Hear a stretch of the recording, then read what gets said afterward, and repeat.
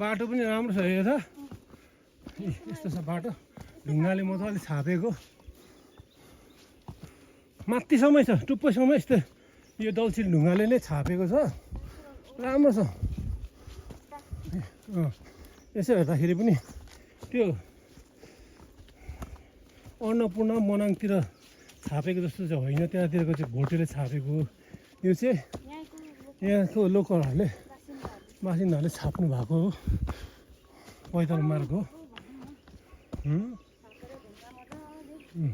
अलिक चिप्लो चाहिँ छ पानी परेको बेलामा चाहिँ तपाईँहरूले अलिक यस्तो खालको जुत्ता लगाएर आउनुपर्छ यो थाले लगाएको खालको जुत्ता चाहिँ अलिकति भएन घरमा गोटीवाले जुत्ता हुँदाहुँदै उसले यो जुत्ता लगाएर आयो मैले पनि भन्नु बिर्सेँ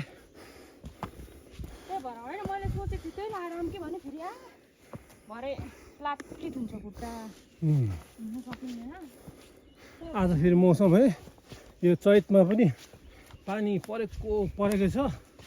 है मध्यपूर्वमा यसको कारण पनि मध्यपूर्वमा भीषण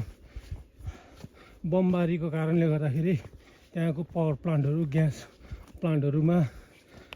तेलको खानीहरूमा आगो लागेर चाहिँ वायुमण्डलले एकदम प्रदूषित भएर घाम छेकेकोले गर्दाखेरि चाहिँ यहाँसम्म त्यसको प्रभाव परेको हो भनिन्छ यो चाहिँ कहाँसम्म सत्य हो मलाई थाहा भएन जान्नेले भनिदिनु होला